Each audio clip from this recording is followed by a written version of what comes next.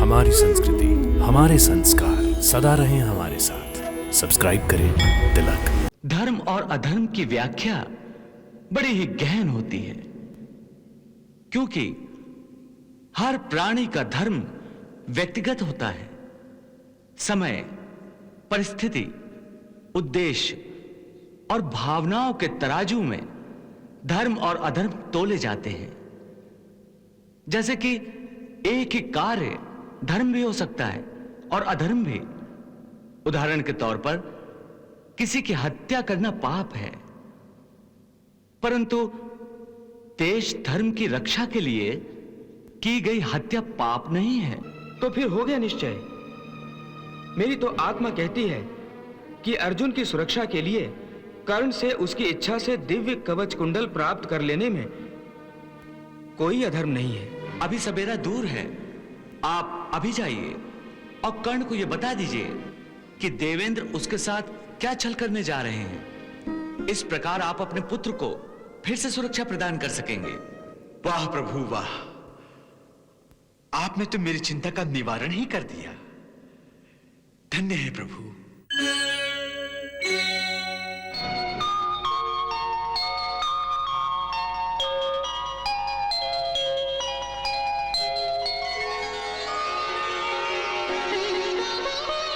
प्रणाम प्रभु।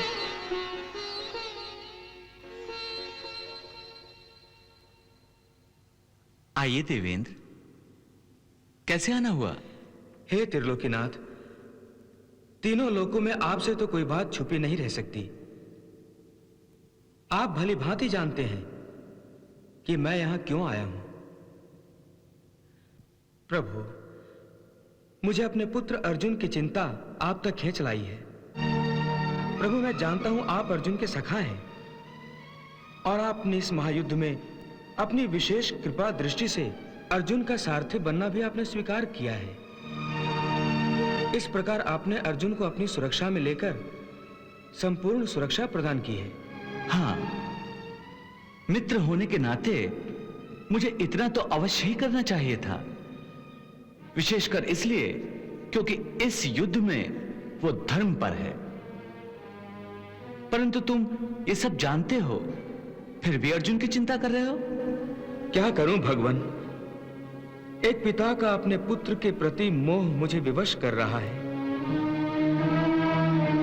पिता जब तक स्वयं अपने पुत्र की सुरक्षा के लिए कुछ न कुछ नहीं कर लेता, तब तक उसे चैन नहीं मिलता। प्रभु, ममता की प्रवृत्ति ही कुछ ऐसी होती है कि माता पिता पुत्र मोह में कुछ भी करने को तैयार हो जाते हैं। हाँ देवराज, पुत्र प्रेम और ममता आदरणीय भावनाएं हैं, परंतु पुत्र मोह में धृतराष्ट्र की भांति अंधा हो जाना उचित नहीं है। यह जो महाविनाशक युद्ध हो रहा है, यह धृतराष्ट्र के अनुचित पुत्र मोह के कारण ही तो हो रहा है। प्रभु, धृतराष्ट्र ने यह सारा अनर्थ दुर्योधन को पांडवों का अधिकार छीनकर केवल राजपाट दिलाने के लिए किया था और अपनी मूर्खता के कारण अपनी पूरी संतान को मृत्यु के मुंह में ढकेल दिया है। परंतु मैं ऐसा कोई अनर्थ नहीं करना चाहता प्रभु। मैं तो केवल अर्जुन के प्राणों की सुरक्षा हेतु कर्ण और अर्जुन के बीच जो शक्ति का असंतुलन है, उसे बराबर करना चाहता हूं। प्रभु, आप तो जानते ही हैं कि कर्ण के पिता सूर्यदेव ने कर्ण को जन्म से ही कवच कुंडल प्रदान किए हैं। उनके कारण वो युद्ध भूमि में अजय हो गया है। इस प्रकार युद्ध भूमि में उसका पलड़ा पहले से ही भारी है, परंतु अर्जुन के पास ऐसी कोई सुरक्षा नहीं है प्रभु। इसलिए दोनों की स्थिति बराबर नहीं है प्रभु। उस दिव्य कवच कुंडल के कारण कर्ण का पलड़ा पहले से ही भारी है। इसलिए यदि मैं कर्ण से यह कवच कुंडल प्राप्त कर लूं, तो दोनों की शक्ति के पलड़े बराबर बराबर हो जाएंगे। प्रभु, इसके लिए मैंने एक उपाय सोच रखा है। कर्ण एक परमदानी है और उसका एक नियम है हर सवेरे सूर्यदेव की पूजा के बाद कोई याचक उसके पास जो भी मांगे उसे इनकार नहीं करता। मैं उसी समय एक याचक बनकर उसके पास जाऊंगा और उसके कवच कुंडल भिक्षा में मांग लूंगा। प्रभु, यही तो अवसर है उसके दान धर्म का लाभ उठाने का। इसीलिए मैं आपके पास आया हूं। परंतु आप मेरे पास क्यों आए हो? आप एक दानवीर से भिक्षा मांगने जा रहे हो, उसमें मेरी क्या आवश्यकता पड़ी? प्रभु, मैं आपसे सफलता का आशीर्वाद लेने आया हूं। अच्छा, तो आप ये चाहते हो कि मैं आपको इस बात का आशीर्वाद दूं कि आप जो किसी के साथ छल करने जा रहे हो उसमें सफल हो? परंतु ये छल नहीं है प्रभु। ना मैं चोरी करने जा रहा हूं, ना तो धोखा देकर छीनने जा रहा हूं। मेरी तो योजना ऐसी है कि कर्ण ये सब जानते हुए भी अपनी इच्छा से, अपने हाथों से अपने कवच कुंडल मुझे दे दे। आप ही कहिए प्रभु, क्या मेरा यह कार्य धर्म कहलाएगा या अधर्म? देवराज, धर्म और अधर्म की व्याख्या बड़ी ही गहन होती है, क्योंकि हर प्राणी का धर्म व्यक्तिगत होता है। समय, परिस्थिति, उद्देश्य और भावनाओं के तराजू में धर्म और अधर्म तोले जाते हैं। जैसे कि एक ही कार्य धर्म भी हो सकता है और अधर्म भी। उदाहरण के तौर पर किसी की हत्या करना पाप है, परंतु देश धर्म की रक्षा के लिए की गई हत्या पाप नहीं है। किस परिस्थिति में किस व्यक्ति का क्या धर्म है, यह निश्चय तो उस व्यक्ति की आत्मा करती है। इसलिए आपने जो प्रश्न मुझसे किया है उसका उत्तर तो केवल आपकी अंतरात्मा दे सकती है। इसलिए आपकी अंतरात्मा आपसे जो कहे वही आपका धर्म है, वही आप कीजिए। तो फिर हो गया निश्चय। मेरी तो आत्मा कहती है कि अर्जुन की सुरक्षा के लिए कर्ण से उसकी इच्छा से दिव्य कवच कुंडल प्राप्त कर लेने में कोई अधर्म नहीं है।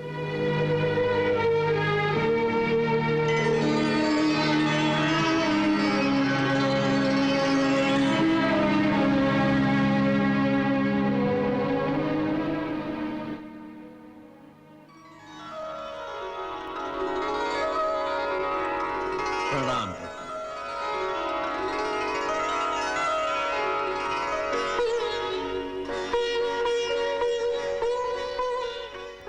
आइए सूर्यदेव, आइए। कहिए, आपके आने का क्या प्रयोजन है? प्रभु, मेरी चिंता का कारण भी वही है जो देवराज इंद्र का है, अपने पुत्र की सुरक्षा। देवेंद्र अपने पुत्र की सुरक्षा के लिए मेरे पुत्र कर्ण के कवच और कुंडल छल से प्राप्त करने जा रहे हैं, फिर भी आपने उन्हें रोका नहीं। सूर्यदेव, मैं एक पिता को अपने पुत्र की सुरक्षा करने से कैसे रोक सकता हूं? यह तो उसका धर्म है। परंतु प्रभु, देवेंद्र जहां अपने पुत्र की सुरक्षा का प्रबंध करने जा रहे हैं, वहां वो मेरे पुत्र की सुरक्षा नष्ट करने जा रहे हैं। यह कैसा धर्म है प्रभु? देवराज जब कर्ण के कवच और कुंडल मांग लेंगे तो उसके प्राण तो संकट में आ जाएंगे ना। अब आप ही बताइए, मैं क्या करूं? आप भी एक पिता के धर्म का पालन करिए। देवेंद्र अपने पुत्र की सुरक्षा का प्रबंध कर रहे हैं, आप अपने पुत्र की सुरक्षा का उपाय सोचिए। परंतु देवराज तो कल सवेरे ही कर्ण से भिक्षा में कवच और कुंडल मांगने जा रहे हैं। मन तो करता है कि कल सूर्योदय ही ना होने दूं, परंतु मैं सृष्टि के नियम को नहीं तोड़ूंगा। अपने पुत्र के लिए इतना बड़ा अनर्थ करने की कोई आवश्यकता भी नहीं है। अभी सवेरा दूर है। आप अभी जाइए और कर्ण को यह बता दीजिए कि देवेंद्र उसके साथ क्या छल करने जा रहे हैं। इस प्रकार आप अपने पुत्र को फिर से सुरक्षा प्रदान कर सकेंगे। वाह प्रभु वाह, आपने तो मेरी चिंता का निवारण ही कर दिया। धन्य है प्रभु, आप धन्य हैं। प्रभु, आपसे आज्ञा मिल गई। अब मैं अपने पुत्र को जाकर देवेंद्र के षड्यंत्र से सावधान करता हूं। प्रणाम प्रभु।